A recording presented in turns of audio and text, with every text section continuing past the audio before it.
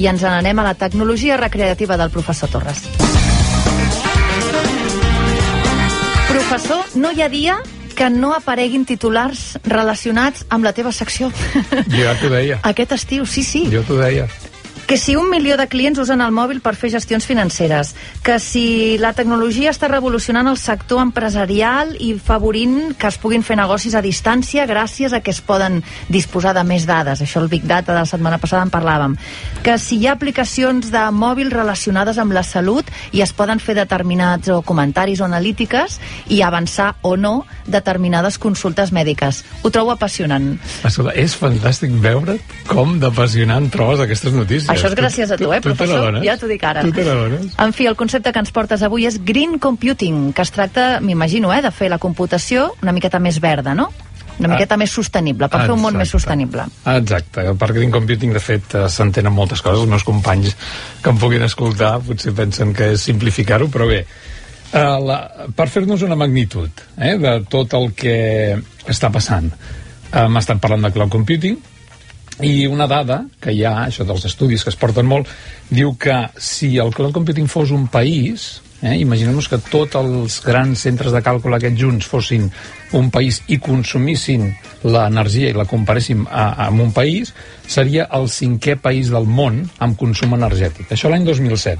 I algunes projeccions diuen que per aquest any seria ja el 3è, només després d'Estats Units i de Xina. I això vol dir gastem molt en tecnologia. O sigui, amb energia per fer possible això. I espera't, i això anirà a més. Darrere de tot això hi ha aquestes fàbriques d'informació, que ja vam explicar que eren 4 vegades al camp del Barça. Us imagineu, no? 4 vegades. És com d'una dimensió impressionant. Déu-n'hi-do. N'hi ha molts, i això és el que dona aquest cloud que ja tothom té clar aquestes alçades que està al darrere de tot. I quants megawatts gasten? Perquè aquí en el guió hi ha una nova xifra, que és aquesta que hem d'anar memoritzant, interioritzant també, no? Exacte. Megawatts, ja l'hem d'anar també memoritzant i per quan sortir els diaris. Per fer-nos una idea. Un equivalent, Un equivalent. Un centre d'aquests de 20... és molt relatiu, tot és a l'engròs, però podríem dir que és equival al que gasta tot un barri mitjà d'una ciutat gran com Barcelona, per exemple el barri de les Corts. És que la Emma em fa indicacions de que no parlo bé perquè no es posa davant del micro. Em relaxo massa i m'allunyo ja del micro. Veus? La gràcia de la ràdio és que hi ha coses que no se saben, però llavors ve el professor Torres i les explica. Això està molt bé. Perdoni. No passa res, home, no passa res. Doncs estaves fent un equivalent entre el que gastaria un districte, per exemple, no? Sí, per fer-nos una idea, perquè la gent diu, de 20 megawatts, què vol dir que gasta un centre de càlculs d'aquests 20 megawatts? Doncs vol dir això. Més o menys el que gasta tots les llars d'un barri mitjà com Barcelona, com pot ser a les Corts. I això costa molts diners? I això costa molts diners, perquè ens fem una idea. A Barcelona, un megawatt val aproximadament...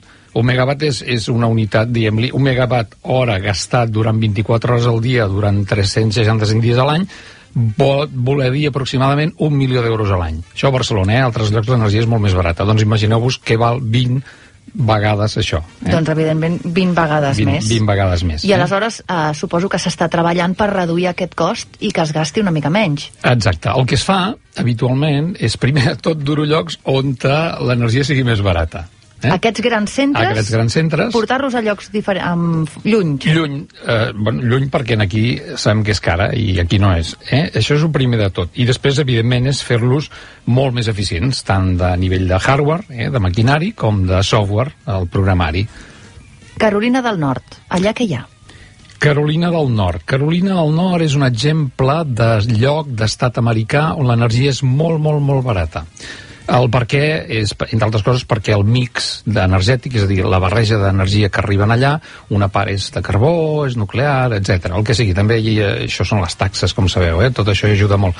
En allà hi ha molta concentració de grans centres de càlcul. Aquest, per exemple, un de molt clàssic és el de Facebook, que tothom coneix, doncs una part de les nostres dades de Facebook, probablement Via Lliure té les seves dades a Carolina del Nord ara mateix.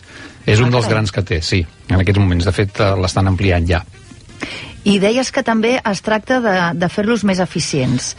I hi ha un concepte nou que és aquest de consolidar servidors. Què vol dir això, professor? Mira, consolidar servidors és una manera de fer que el hardware, en vez de tenir... clar, perquè estem dient tants ordinadors junts que ocuparien molts i fossin PCs com els de casa. Llavors el que es fa és com fer-los més petitets, i el clàssic es diu pizza box, que és fer-lo de forma com d'una caixa de pizzas, d'aquests que ens porta el pizzero a casa.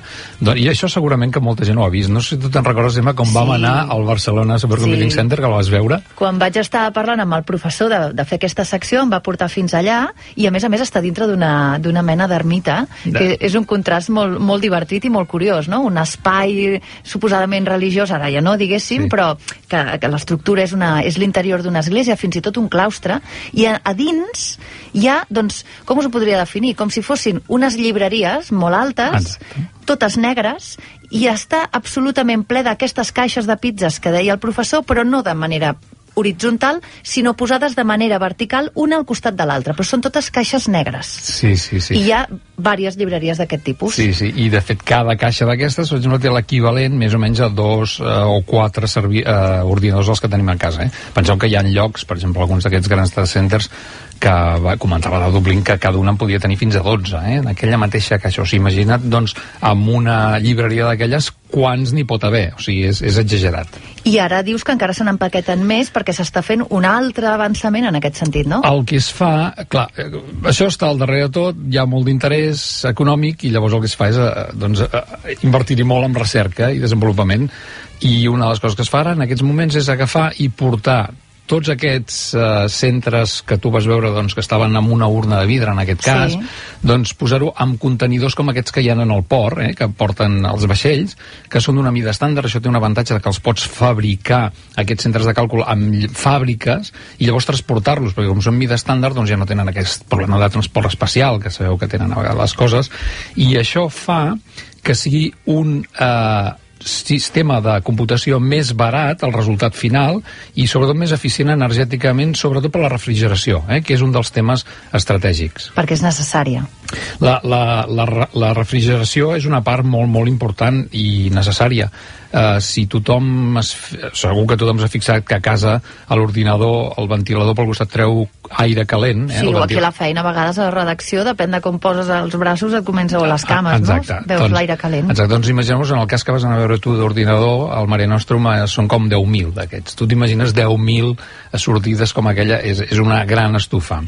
Si no refrigeréssim, això arribaria a una temperatura que fondria, diguem, els components hardware. Fondrà no, perquè abans ja pararíem perquè s'espatlla, té un marge de tolerància de la calor, però no massa. El que es fa, doncs, és refrigerar. I això costa energia, novament. Llavors, en aquests moments, el problema de l'energia és no només el consum dels propis elements d'informàtica, sinó també els elements de refrigeració. I aquests grans centres de dades, que estan en llocs on el clima és més fresquet, que deies, oi? Vaja, clar, s'aprofita la temperatura per refredar-ho, no, això? Exacte. D'alguna manera? Per això et deia que molt sovint se'n van lluny d'aquí. Primer perquè l'energia pot ser més barata, que era el cas de la Carolina del Nord, exacte. I altres llocs, com per exemple pot ser el nord d'Europa, Finlàndia, per exemple, o Dublín mateix, que la temperatura ambient és tal que permet refrigerar amb el que se'n diu free cooling, que és amb el propi fred o temperatura del carrer, refrigerar els sistemes interns. Clar, això t'estalvies automàticament tot aquest cost energètic, que pensa que en el cas de Barcelona, en alguns centres de càlcul pot ser el doble, és a dir, tant gastes per fer anar la infraestructura com per refredar. Hi ha llocs optimitzats, com és el cas de Mare Nostrum, que s'optimitza bastant, però té un cost bastant del 40-50% més per refrigerar. Doncs tot això t'ho estalvies, clar, si estem parlant de milions, doncs imagina't l'estalvi. Llegia en el guió que hi ha fins i tot o s'han creat hubs de centres de processament de dades regionals. Què vol dir això, professor? Clar, hi ha llocs on, o bé perquè l'energia és barata, que és el cas de Carolina del Nord, o bé perquè les condicions són òptimes des d'un punt de vista de refredament, doncs que s'hi concentren en allà centres de càlcul d'aquesta mena de diferents empreses. Llavors, en el món, ara cada vegada més te n'adones que hi ha llocs on a poc es van concentrant. Com això és una cosa nova, de fet fa pocs anys d'existir, doncs no ho havíem vist, però si fixes... És com si parléssim d'un districte a Roba, on està tot allà la part tecnològica, però ara ja a l'engròs. Exacte. En aquest cas, a l'engròs, el que és allotjament i processament d'aquestes dades. Sí, exacte. Molt bé. Entesos. Es necessita molta energia per tot plegat, però quin tipus d'energia? És neta, és sostenible, es generen emissions de CO2? Molt bé, això t'interessa molt o no? Ets ecologista o no? Mira, quan llegia el guió jo crec que tots intentem a efectes pràctics ser-ho i acabem sent-ho menys del que podríem. Jo no estic més que convençuda. Molt bé.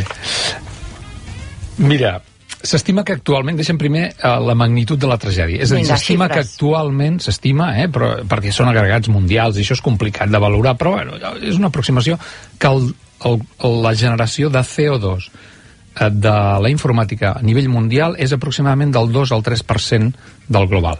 Llavors, la primera pregunta que fa tothom és, això és molt o és poc? Llavors, el que s'acostuma a dir, dius, doncs és tant com el que contamina l'aviació mundial. Llavors, clar, la gent diu, home... El trànsit aeri? El trànsit aeri, aproximadament, novament, és del mateix valor. És el que genera. La diferència, aquest 98%, la resta, si no fos per la informàtica, generaria una brutalitat. O sigui, la informàtica ha permès ara que tota la resta de sectors siguin energèticament molt i molt eficients. Jo agafo sempre l'exemple dels camions, tot el que és la logística i el transport de les mercaderies, i a més ara que vindrà el dia que tinguem l'eix mediterrani, no? L'intermodal famós i tal, és a dir, la mercaderia surt des d'origen ja marcada i això permet que de forma òptima puguem moure aquell producte amb el mínim cost possible, no només de benzina, o sigui, fent trajectes mínims, optimitzant allò grans trailers que van cap a un lloc, un altre, no només de benzina, sinó també de contaminants, doncs, per exemple, les rodes, no?, que generen aquesta polsim, doncs, que aquí a Barcelona segur patiu bastant. Sí, Déu-n'hi-do. I a més, doncs, el que permet és sobretot un gran canvi, que és el que a grans trets, doncs en diem del moviment físic al moviment d'informació, és a dir, cada vegada més, per exemple, en el meu cas, jo ho fem molt, és viatgem menys i fem més teleconferències, anar més amb telèfon o també amb imatges, hi ha ara mateix sales habilitades amb pantalles, n'he vist algunes que és impressionant, tu mires una pantalla gran de tota la paret i et sembla que tens la gent a l'altra banda.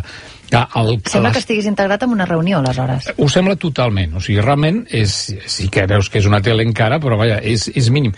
La interacció és quasi la mateixa. Evidentment, si t'has de barallar és difícil, físicament no arribes, però excepte això, la resta és que és una... I us imagineu l'estalvi que implica d'avió, de persones i de temps i tal, això ja no ho diem. O, per exemple, doncs, això que està passant, no?, que vosaltres, el grup Godó, suposo que us passa, no?, que el diari deixa de ser en paper cada vegada més i la gent el mira, doncs, per internet, no? Jo recordo estar subscrit i allò que arribava al matí una furgoneta que feia fum i a les 7 del matí, pum, tirava el diari en paper, un diari que feies una ullada i l'endemà amb una mica de sort estava un contenidor blau. Bueno, ara apretes un botonet i... Clar, i al minut se t'actualitza la informació. Però a més, però jo deia des d'un punt de vista ara de sostenibilitat, és a dir, si no fos per la informàtica, això estaria consumint, no sé quin tant % més, però exagerat, no sé quantes vegades més. Ara deies això, professor, i recordava una reunió que hi va haver, no sé si va ser cap al mes de juliol, en un Consell de Ministres es va anunciar que l'endemà es faria una videoconferència amb membres, doncs, de la Unió Europea, crec que era del Banc Central Europeu. De fet, era quan planava sobre el país, doncs, aquesta primera intervenció econòmica en el sector financer, i es va desenvolupar d'aquesta manera, a través de videoconferència. Sí. Aleshores entenc que es vol col·laborar des de la part tecnològica a fer un món més sostenible i com a primer pas fer, doncs, que les pròpies tecnologies siguin més sostenibles elles mateixes, no? Nosaltres, diguem-li, és la part de recerca que fem molt a Barcelona, és intentar que les pròpies tecnologies usin energia que sigui neta, perquè tu pots fer de fet, hi ha qui diu energia verda vol dir fer-la més eficient. No, és mentida. Des del nostre punt de vista és fer més eficient els sistemes, que gastin menys i que a més l'energia que gastin sigui sostenible. Malauradament en aquest país de sostenible només en tenim d'energia només en tenim de sostenible, perquè la no sostenible ens ve tota de fora. Aleshores fins i tot és un repte de país. El que fem a nivell de recerca, si em permets ara fer un petit una falca, nosaltres d'una banda el que en diem microgeneració, que és intentar que els petits centres de dades que tenim tots en les empreses puguin usar energia renovable, que vol dir posant plaques solars, altres sistemes de generació. Això implica tot un tema de complexitat de moviment de les càrregues, perquè clar, durant el dia has de fer més feina que durant la nit, etc. Això és un tema que no ve massa el cas ara entrar en detall, però sobretot aquests grans data centers com els podríem fer funcionar? Doncs els podem fer funcionar perfectament duent-los a parcs de renovables, eòlics, solars. Amb una bona xarxa els podem moure amunt i avall les dades quan una es queda, perquè el problema de les renovables és la discontinuïtat de l'energia. Sí. Bueno, doncs escolta, el que podem és moure les càrregues, és a dir, el servidor de Gmail que t'està oferint servei a tu, si en un moment donat en aquell parc no funciona, és moure el programa que t'està fent el servei amb un altre centre de càlcul que en aquell moment tingui energia. I si no, escolta, aquí a Catalunya concretament és el cas que conec, en Pep Famada és un bon amic, és el que m'instrueix amb això. Escolta, tenim biomassa que no l'estem utilitzant, i de backup la podem fer servir. No és la gran solució d'energia, però sí és una energia que la podem connectar quan ens interessi. És a dir, hi ha un mix d'energia a Catalunya que, si volem, podríem tenir tots els centres de càlcul i sobretot un tipus de centre de càlcul que ofereix el cloud computing amb renovables, 100%, segur. Doncs això lliga amb titulars d'aquesta setmana, que hem entrat en dèficit mundial en quant a energia, és a dir, tot el que a partir d'ara consumirem de tota mena, la Terra per si mateixa ja no ho pot recuperar. I a Espanya, a més, des de l'abril que estem en dèficit. Vull dir que potser que és important, no?, posar-se amb el tema també de les energies renovables. És que és fonamental. Jo amb això sóc molt militant, és a dir, si la frase aquesta, no?, de Europa serà si és sostenible, si no, no serà. És a dir, i posem-nos aquí, a Catalunya no tenim altra energia que les renovables. La resta ens ve tota de fora. I llavors, o ens fem sostenibles o això no funcionarà. I l'única manera de ser sostenibles és que la pròpia informació sigui sostenible, perquè sense informació tampoc anem enlloc. Suposo que això ja amb aquests 4 o 5 programes ja ha quedat clar. Això, claríssim. Et vaig passar un article, professor, sobre un tema que també tractava el tema de la seguretat, que cada dia hem anat fent una miqueta. Explica una miqueta. L'escrivia l'Steve Wozniak, ho dic bé? Sí. Cofundador d'Apple amb Steve Jobs, i considerava que el cloud computing, els usuaris perden el control de les dades pròpies. I ell deia fins i tot que portaria problemes terribles, ho diem literalment i amb cometes perquè era tal com ho deia. Mullat. Professor, què en penses? Encara que sigui breument. Quan me'l vas enviar, el vaig llegir, em va agradar molt i estic totalment d'acord amb els riscos que planteja aquest senyor. Totalment d'acord. La veritat és que, diguem-li, en aquests moments tenim les dades deslocalitzades, no ens enganyem, les dades les tenim a l'altra punta del món. Ho deies ara, les del Via Lliure i quan està el Carolina del Nord. Majoritàriament, fins i tot, de fet, això ja ho vam dir un dia, si la gent es preguntava on tenia les dades, doncs no ho sabia. No podem garantir l'accés en aquestes dades, crec jo, això ja és una visió meva. El que va passar en el cas de Megaupload, no sé si la gent se'n recorda, fa mig any, és a dir, el Departament de Justícia dels Estats Units i l'FBI doncs el van tancar perquè una part dels seus usuaris tenien continguts il·lícits, però hi ha una altra part que els tenien lícits. Exacte, una part no, però l'altra sí que estava correctament. Aleshores, hi havia gent de Catalunya, precisament, que es va quedar, que quan li van tancar, doncs es va quedar que no podia treballar. Sense informació no pot treballar. La informació és el petroli en aquests moments. És a dir, sense informació no podem fer res. Conclusió, no podem tenir les dades. Professor Torres, ara sí que estic entrant jo en estat de xoc, perquè tenim un professor de tecnologia recreativa que ens va fer les alabances més grans del cloud computing, dient ara que és perillós el cloud computing. Ens has enredat. Sí. Qüestió és vendre, no? Diuen. No, és mentida. Jo penso que definitivament el cloud està aquí, no podem anar enrere, és a dir, és que ara seria impensable tornar enrere, tota aquesta gent que va amb el mòbil connectat al cloud per al seu dia a dia, per la feina, per la cosa personal. El cloud és un servei públic d'interès general, des del meu punt de vista, com ho és l'aigua i com ho és l'electricitat, és a dir, sense això, la societat en què anem, i de fet quasi la que estem, ja no pot funcionar.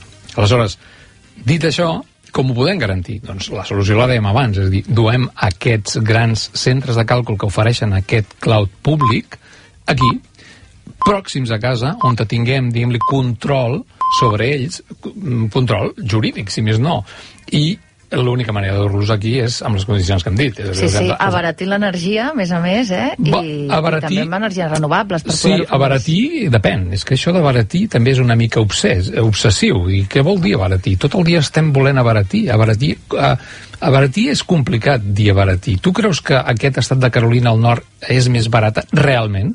No estàs pagant els costos indirectes de, per exemple, la pol·lució els CO2 que genera el carbó que cremen? Jo amb això no ho tinc tan evident. És a dir, no hem de dur-los aquí i abaratir l'energia, que probablement no ho podem intentar, sinó l'hem de dur aquí amb energia renovable i pagar el que val. No passa res, penso jo, És un servei bàsic essencial, sense cap mena de dubte. Professor Torres, per acabar, la iniciativa. La iniciativa. Avui, mira, he dut una iniciativa que des d'on estan veuen l'estadi aquest de Cornellà, que aquesta oient estava... M'ha semblat que on he entrat que deia, no? Una de les oients que responia a la pregunta del dia de quin monument us agradaria veure al pujar la persiana cada matí. Doncs aquesta gent estan just davant. Jo el dia que els vaig anar a visitar em va fer gràcia, jo no hi havia anat mai. I no havia anat mai a aquest estadi. I el tenien davant. Es diuen AST Modular, que el que fan és aquests contenidors que abans us he explicat, de fet poc cal més que expliqui de l'empresa, és una empresa capital bàsicament català, és una empresa que es mou molt, una gent molt activa i que ha aconseguit escampar pel món contenidors fets, no tots aquí a Cornellà, perquè ara ja tenen llocs de muntatge a altres puntes del món, però que estan, doncs mira, enviant-li un mail aquesta setmana i dir, escolta, que parlaré d'això, doncs m'ha dit on estan, no? Doncs estan a Rússia, en el sector de telecos, estan a Noruega, USA, als Estats Units, bueno, estan exportant a tot el món. Novament, per animar una mica, per acabar amb ànims, de dir, escolta, això aquí s'estan fent coses molt xules. De moment, gràcies a l'exportació sobreviuen, és veritat, però bueno, ens en sortirem. Jordi Torres... em vols afegir alguna cosa més? Sí, escolta, que és que clar, tinc una bona amiga que està embarassada i em deia, per què no em dediques al programa? Ah, sí, mira, veus? I ho havia de fer, La Sílvia Abril, segur que la coneixeu, una actriu fantàstica. La Sílvia Abril. Home, i tant, doncs un petó per tu i pel qui ve. Per l'Aki ve. Ja sabem que és nena, és nena, ja ho sabem i tot. Molt bé, doncs aquí queda aquesta dedicatòria. Mai havíem tingut una secció dedicada, ara ja la tenim. Bueno, quasi, la de la Laia, de fet té tot. La Laia és la gran homenatjada, és la princesa Laia. Jordi Torres, enginyer i doctor en informàtica, catedràtic de la Universitat Politècnica de Catalunya i investigador del Centre de Recerca Barcelona Supercomputing Center. Una vegada més, un dissabte més, moltes gràcies per instruir-nos en el món de la tecnologia recreativa. T'esperem dissabte que ve, última secció. Última secció, molt bé. Un petó, adeu. Fem una petita pausa per la publicitat i tornem.